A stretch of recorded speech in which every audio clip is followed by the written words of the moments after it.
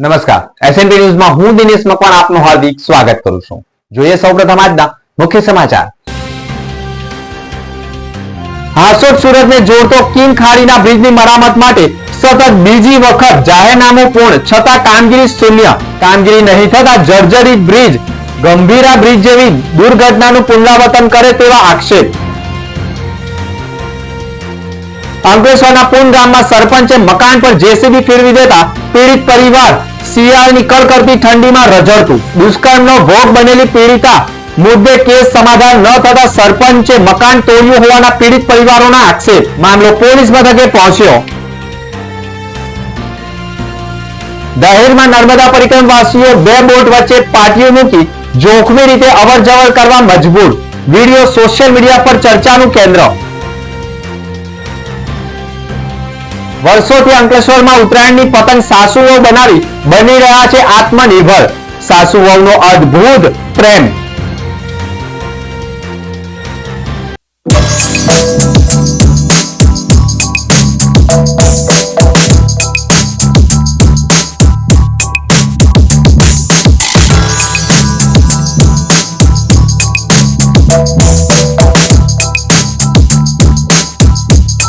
ભરૂચમાં કાર્યરત SNP news Bharuch ચેનલના નામે કોઈપણ વ્યક્તિ કોઈપણ જાતની રૂપિયાની માંગણી કરે તો એસએનપી ન્યૂઝ ચેનલના મોબાઈલ નંબર 9428762273 ઉપર સંપર્ક કરી શકો છો। ભરૂચમાં એસએનપી ન્યૂઝ ચેનલ પૂર્વ પટ્ટીના કેબલ કનેક્શનમાં કાર્યરત છે। પરિવર્તનના કેબલ કનેક્શનના સેટઅપ બોક્સમાં ચેનલ નંબર 1010માં એસએનપી ન્યૂઝ ભરૂચ નિહાળી શકો છો। એસએનપી ન્યૂઝ ભરૂચ સમાચાર સાંજે 8:30 કલાકે, પુનઃ પ્રસારણ સવારે 8:30 અને બપોરે 3 કલાકે નિહાળી શકો છો। પ્રેસ નોટ અને જાહેરાત માટે સંપર્ક કરો mobile number 9478762273 8980960231। Office number 8 Ambedkar shopping centre station road Bharuch. અંકલેશ્વરના પૂન ગામમાં સરપંચે મકાન ઉપર જેસીબી ફેરવી દેતા પીડિત પરિવારના ગંભીર આક્ષેપ સાથે મામલો પોલીસ મથકે પહોંચી ગયો છે। તરફથી મારે તોડવામાં આવેલું છે આનું મકાન ને આ બાબત બીજી છે કે એ છોકરીને માંગવા મોકલે છે। એક ભાઈ પર બળાત્કારનો કેસ બી કર્યો હતો ખોટો અને પછી હું મારે એકલી હતી ઘરે તો મારી સાથે કઈ ગંદો બળાત્કાર કરવામાં આવ્યો। હું ઘરે એકલી હતી એટલી ગભરાઈ ગયેલી કે મારાથી બોલાઈ નહીં ગયું અને મારા મોઢ પર ધોળા કલરનો રૂમાલ બાંધી દીધેલો હતો।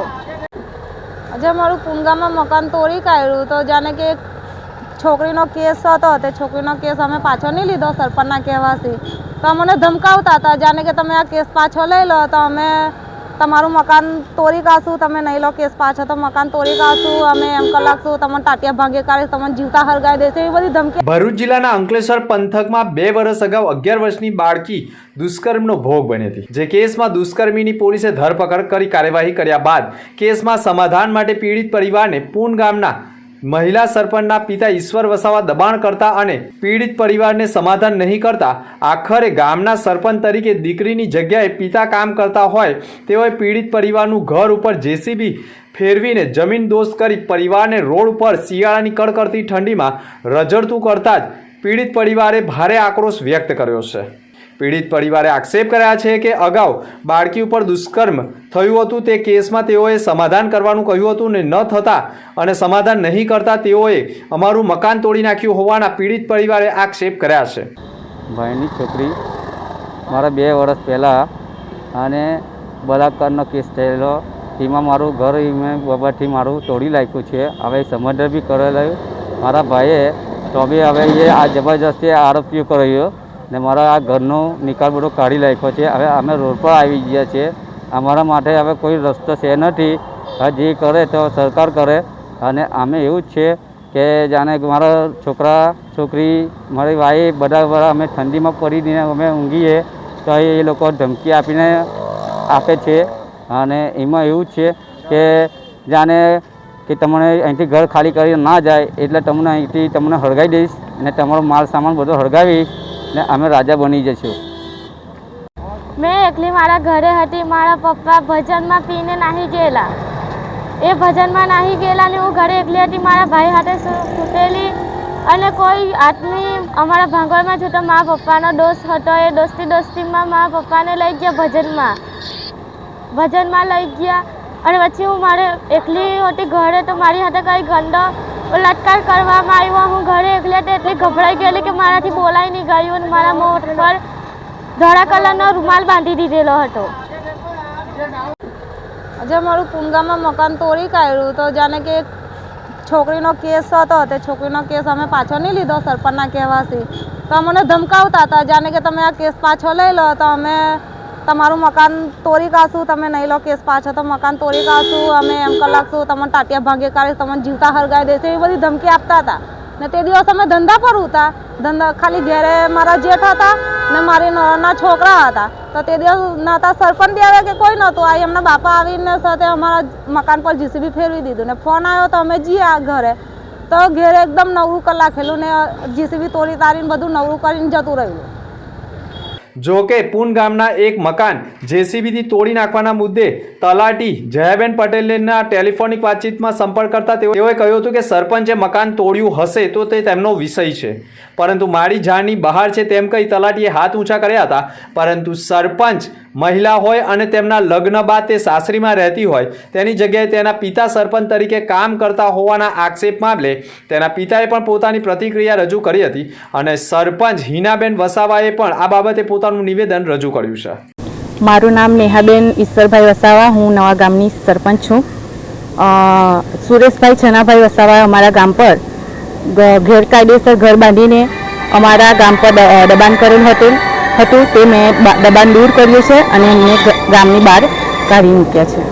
શું બેન પ્રશ્ન શું હતો એમનો, શું માથાકૂટ છે?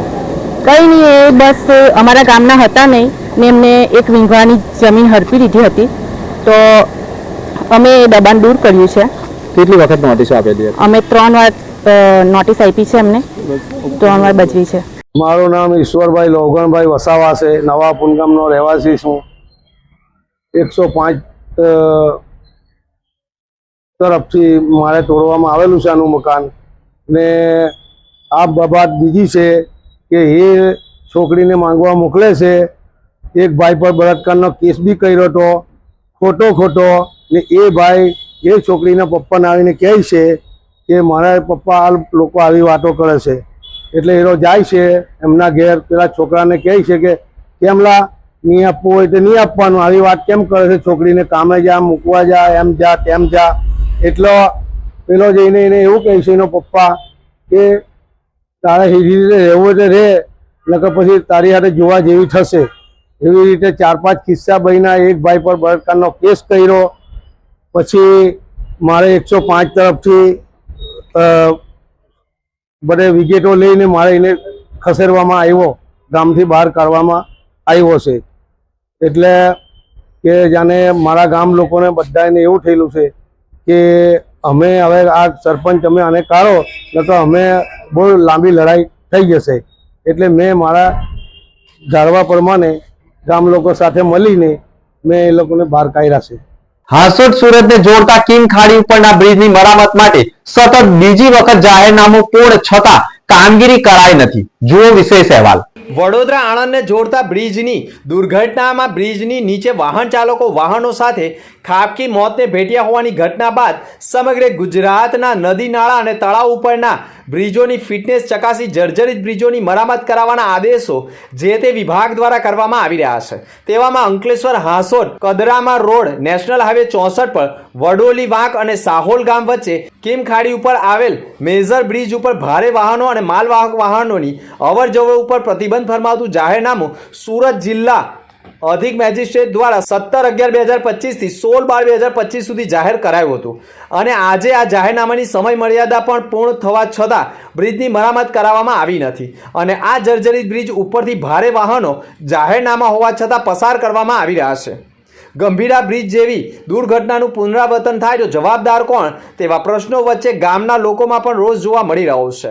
અત્રે ઉલ્લેખનીય બાબત એ છે કે જર્જરિત બ્રિજ ઉપર ભારે વાહનો પસાર ન થવા માટે સુરત અધિક જિલ્લા મેજિસ્ટ્રેટ દ્વારા બબ્બે વખત જાહેરનામાની સમય મર્યાદા વધારવા છતાં બ્રિજની કામગીરી ન થતાં ફરી એકવાર હાંસોટ અને સુરતને જોડતો બ્રિજ વાહન ચાલકો માટે અકસ્માત મોતને આમંત્રણ આપતો સાબિત થયો છે. હાંસોટ અને સુરતને જોડતી એક કીમ ખાડી આવેલી છે અને કીમ ખાડી ઉપર એક બ્રિજ આવેલો છે. આ બ્રિજ એટલો જર્જરિત બની ગયો છે કે સુરતના અધિક મેજિસ્ટ્રેટ દ્વારા આ બ્રિજની મરામત માટે બબ્બે વખત જાહેરનામા બહાર પાડવામાં આવ્યા છે. આજે એક નવું જે જાહેરનામું છે આજની તારીખમાં પૂર્ણ થયું છે, એટલે નવું જાહેરનામું પાડવામાં આવશે. સવાલ એ છે કે જે બ્રિજની જે જર્જરિત હાલત છે તેની બનાવવાની કામગીરી ક્યારે? ગંભીરા બ્રિજની દુર્ઘટનાનું પુનરાવર્તન આ બ્રિજ પર થાય તો જવાબદાર કોણ? તમને પ્રથમ દ્રષ્ટિએ હું આ જે બ્રિજ છે તે બતાવું છું અને આ બ્રિજની ઉપર જે પ્રકારે જે ગંભીર પ્રકારની સ્થિતિ છે, આ બ્રિજની ઉપર જે તિરાડો પડી ગઈ છે તે પ્રથમ દ્રષ્ટિએ દેખાઈ રહી છે. આ બ્રિજ ઉપરથી સુરત અને હાંસોટ એટલે કે ભરૂચ જિલ્લાને જોડતો આ બ્રિજ પરથી મોટા વાહનો પસાર થઈ રહ્યા છે. સતત વાહનો પસાર થવાના કારણે માલવાહકો, ભારે વાહનો આની પરથી પસાર થાય છે. જાહેરનામા બહાર પાડવામાં આવ્યા છે કે ભારે વાહનો આની પરથી અવર જવર નહીં કરી શકે, છતાં પણ ભારે વાહનો પસાર થઈ રહ્યા છે. અને જે સુરત અધિક મેજિસ્ટ્રેટ દ્વારા જે જાહેરનામું બહાર પાડવામાં આવ્યું છે, જે બીજું જાહેરનામું બહાર પાડવામાં આવ્યું હતું તેની પણ 1 મહિનાની સમય મર્યાદા પૂર્ણ થવા છતાં પણ હજુ સુધી આ બ્રિજની ઉપર કામગીરી કરવામાં નથી આવી અને ભારે વાહનો એટલે કે જોખમી ભારે વાહનો પસાર થઈ રહ્યા છે. જો આ વાહનો પસાર થતી વેળા વધુ પ્રમાણમાં વજન આવવાના કારણે પણ જો આ બ્રિજ ધસી પડે તો અહીંયા વડોદરાના જે ગંભીરા બ્રિજની દુર્ઘટના બની હતી તેનું પુનરાવર્તન અહીં થઈ શકે તેવી શક્યતાઓ વર્તાઈ રહી છે. ત્યારે પાણી પહેલા પાળ બાંધવાની જરૂર તંત્રની અહીંયા સ્પષ્ટ દેખાઈ રહી છે. આ અહેવાલ બાદ હવે સુરત અને હાંસોટ કે પછી જે સંકલનમાં રહીને જે પણ વિભાગમાં આવતું હોય તે આ બ્રિજની મરામત કરાવે તે પણ જરૂરી બન્યું છે. Dinesh Makwana, SNP news, Bharuch. School નજીક વાહન પાર્કિંગ મુદ્દે જિલ્લા શિક્ષણ અધિકારીએ સૂચનો કર્યા છે. ભરૂચમાં શાળાના વિદ્યાર્થીઓને આવવા જવા માટે ઉપયોગમાં લેવાતા બસ, વેન સહિતના ટ્રાન્સપોર્ટેશન વાહનોના અયોગ્ય પાર્કિંગને કારણે સર્જાતી ટ્રાફિક જામની સમસ્યાને લઈ જિલ્લા વહીવટીતંત્ર હરકતમાં આવ્યું છે.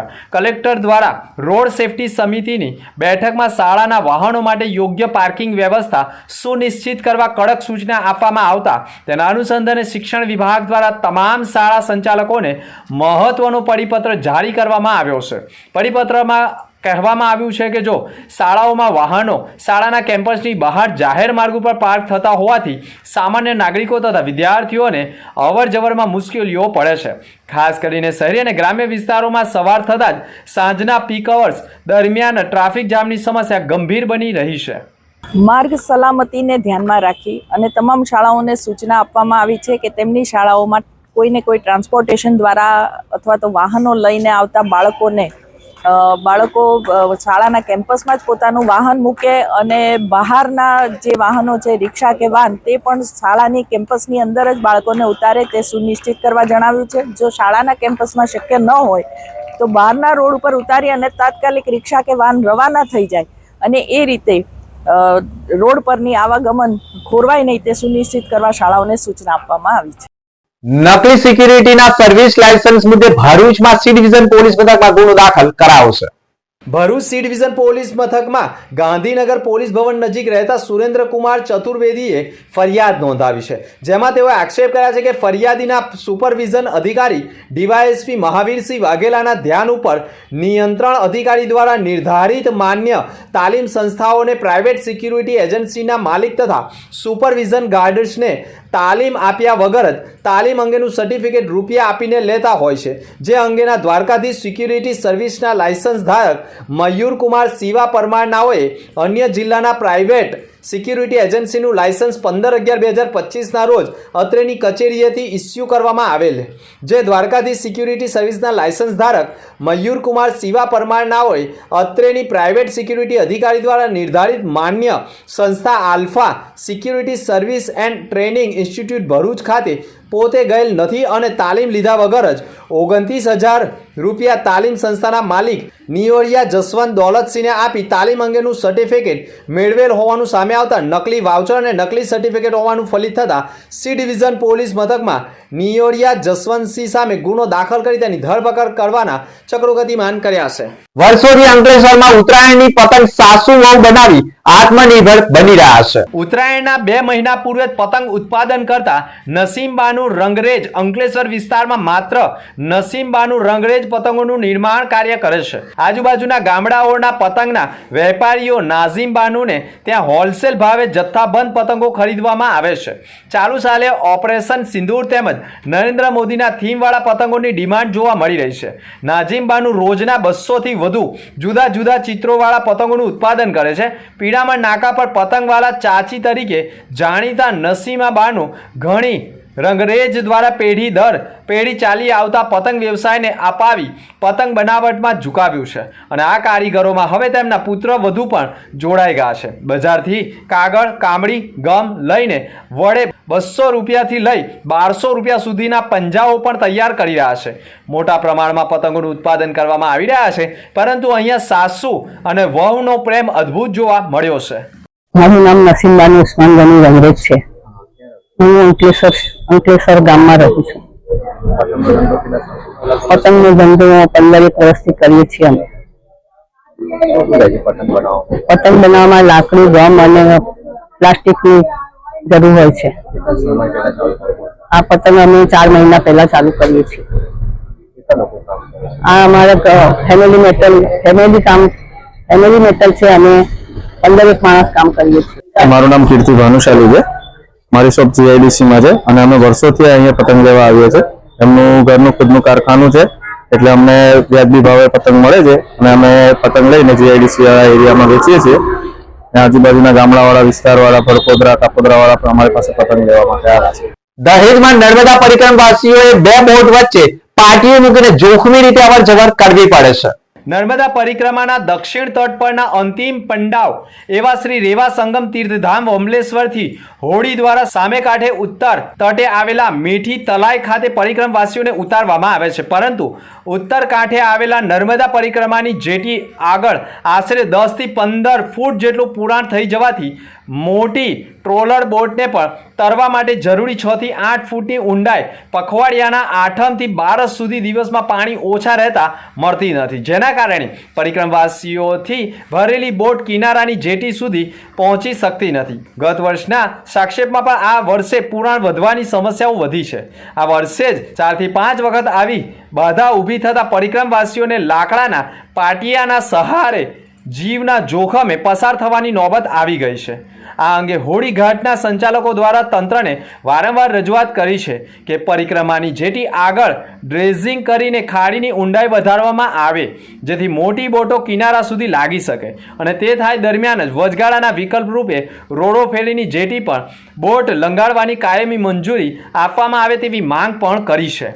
નેશનલ સોફ્ટ ટેનિસમાં ભરૂચ જિલ્લાના ખેલાડીઓની ઐતિહાસિક સફળતા બદલ આભાર વ્યક્ત કરાયો હતો. દેવાસ મધ્યપ્રદેશ ખાતે 10 થી 14 ડિસેમ્બર દરમિયાન યોજાયેલી નેશનલ સ્તરની સોફ્ટ ટેનિસ સ્પર્ધામાં ભરૂચ જિલ્લાના ખેલાડીઓએ શાનદાર દેખાવ કરી જિલ્લાનું નામ રાષ્ટ્રીય ફલક ઉપર ઉજાગર કર્યું છે. ગુજરાત તરફથી ભાગ લેનાર ભરૂચ જિલ્લાના કુલ 14 ખેલાડીઓએ મળીને 3 ગોલ્ડ, 1 સિલ્વર અને 1 બ્રોન્ઝ મેડલ જીત્યા છે. સમગ્ર સ્પર્ધામાં ગુજરાત રાજ્યએ કુલ 4 ગોલ્ડ અને 4 સિલ્વર અને 4 બ્રોન્ઝ મેડલ મેળવ્યા છે. અંડર 14 ઇન્ડિવિજ્યુઅલ ઇવેન્ટમાં કશ્યપ નિલેશ પટેલે ઉત્તમ રમત પ્રદર્શન કરી ગોલ્ડ મેડલ જીત્યો હતો, જ્યારે અંડર 14 બહેનોની કેટેગરીમાં ખનક શ્યામ પટેલે પણ ગોલ્ડ મેડલ મેળવી ભરૂચને ગૌરવ અપાવ્યું છે. મારું નામ હેમ પરેશ મહેતા છે. હું છેલ્લા 7 વર્ષથી લવલ ટેનિસ એકેડમીમાં શ્રી રાજનસિંહ ગોહિલ, મહેદીપસિંહ ગોહિલ, આરસી ગોહિલ અને રાહુલ પાટીલ પાસે સોફ્ટ ટેનિસ અને લોન ટેનિસની ટ્રેનિંગ લઉં છું. હું હમણાં જ 69મી નેશનલ ગેમ્સમાં ગુજરાત ટીમનું અંડર 19માં પ્રતિનિધિત્વ કર્યું હતું. તેની માટે હું સતત 7 કલાક દરરોજ મહેનત કરતો હતો. ત્યાં કુલ 16 ટીમો હતી, જેમાંથી ગુજરાતની ટીમને ગોલ્ડ મેડલ મળ્યો હતો. ત્યારબાદ 64 લોકો સિંગલ્સમાં હતા, જેમાંથી મેં બ્રોન્ઝ જીત્યો હતો. હું મારા કોચ, મારી school queen of angels convent higher secondary school અને મારા માતા પિતાનો આભારી છું કે તેઓ મને હંમેશા સપોર્ટ અને મોટિવેશન આપતા રહે છે. હું કનક પટેલ, લવલ ટેનિસ એકેડમીની પ્લેયર. હું અંડર 14 કેટેગરીમાં મધ્યપ્રદેશ ખાતે યોજાયેલી આ સ્પર્ધામાં ગોલ્ડ મેડલ જીત્યો હતો. તે મારી માટે સપનું પૂરું થવા જેવું હતું. આ સફળતા મારી નથી. આ સફળતામાં મારા કોચિસના માર્ગદર્શન, માતા પિતાના બ્લેસિંગ્સ અને પરિવારના સહયોગ વિના આ શક્ય નહોતું. હું મારા સ્કૂલ QSCS ને પણ આભાર માનું છું. આજે મને જણાવતા હું આનંદની લાગણી અનુભવું છું કે તાજેતરમાં 69મી સોફ્ટ ટેનિસ રાષ્ટ્રીય કક્ષાની સ્પર્ધા ઇન્દોર દેવસ ખાતે રમાઈ ગઈ. તેમાં કુલ ગુજરાતમાંથી 30 છોકરા અને છોકરીઓ રમવા ગયેલા. એમાંથી 14 આપણા ભરૂચ જિલ્લાના હતા અને 11 મારી લવ ઓલ ટેનિસ એકેડેમીના વિદ્યાર્થીઓ હતા. એમની સખત મહેનતનું આ પરિણામ છે અને એની પાછળ રમતગમત વિભાગે પણ ઘણો સાથ સહકાર આપ્યો છે. ટીમ ઇવેન્ટમાં હેમ મહેતાએ પણ ગુજરાત ટીમ માટે ગોલ્ડ મેડલ જીતવાના મહત્વપૂર્ણ ભૂમિકા ભજવી છે. ભરૂચ જિલ્લાના ખેલાડીઓની સફળતા તેમની કઠોર મહેનત, શિસ્તબદ્ધ તાલીમ અને રમત પ્રત્યેની પ્રતિબદ્ધતાનું પરિણામ છે. કોચ આરચી ગોહિલ, રાહુલ પાટીલ અને મહિદીપસિંહ ગોહિલના માર્ગદર્શન હેઠળ પરિવારજનોના સહયોગ અને જિલ્લા રમતગમત વિભાગની સુવિધાઓના આ સિદ્ધિમાં મહત્વપૂર્ણ ભૂમિકા રહી છે. જોકે આ બાબતે ભરૂચ જિલ્લા શિક્ષણ અધિકારીના સ્વાતિબા રાહુલજી અને રમતગમત અધિકારી રાજનસિંહ ગોહિલે તમામ વિજેતા ખેલાડીઓને અભિનંદન પાઠવ્યા હતા. 79મી નેશનલ ગેમ્સમાં ભરૂચ જિલ્લાના ખેલાડીઓ નેશનલ કક્ષાએ ઝળક્યા છે. ગુજરાતમાંથી પસંદગી પામેલા 30 ખેલાડીઓ પૈકી માત્ર ભરૂચના 14 ખેલાડીઓએ પોતાનું કૌવત દાખવ્યું છે અને 3 ગોલ્ડ મેડલ, 1 સિલ્વર અને 1 બ્રોન્ઝ મેડલ અને ટ્રોફી મેળવી છે. એ બદલ હું તે સૌને ખૂબ ખૂબ હાર્દિક અભિનંદન પાઠવું છું અને તેઓએ જે અથાગ પરિશ્રમથી આ સિદ્ધિ મેળવી છે એ બદલ તેમને અને ખાસ કરીને તેમના માતા પિતાને હું ધન્યવાદ આપું છું. માત્ર ભણતર અગત્યનું નથી, માત્ર પુસ્તકોથી જ આગળ વધાય તે જરૂરી નથી. એ બાબત આ બાળકોએ સિદ્ધ કરી છે. તમારામાં સ્કિલ હોય તો તમે કોઈ પણ ફિલ્ડમાં આગળ આવી શકો છો. મહેનત અને પુરુષાર્થની જરૂર હોય છે. એ બાબત આ બાળકોએ સિદ્ધ કરી છે. એ બદલ બાળકોને પણ હું ખાસ હાર્દિક અભિનંદન પાઠવું છું. ભરૂચમાં કાર્યરત SNP ન્યૂઝ ભરૂચ ચેનલના નામે કોઈ પણ વ્યક્તિ કોઈ પણ જાતની રૂપિયાની માંગણી કરે તો SNP ન્યૂઝ ચેનલના મોબાઈલ નંબર 9428762273 ઉપર સંપર્ક કરી શકો છો.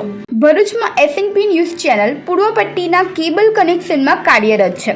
પરિવર્તનના કેબલ કનેક્શનના સેટઅપ બોક્સમાં ચેનલ નંબર 1010માં SNP ન્યૂઝ ભરૂચ નિહાળી શકો છો. SNP ન્યૂઝ ભરૂચ સમાચાર સાંજે 8:30 કલાકે, પુનઃ પ્રસારણ સવારે 8:30 અને બપોરે 3 કલાકે નિહાળી શકો છો. પ્રેસ નોટ અને જાહેરાત માટે સંપર્ક કરો. Mobile number 9428762273 8980960231.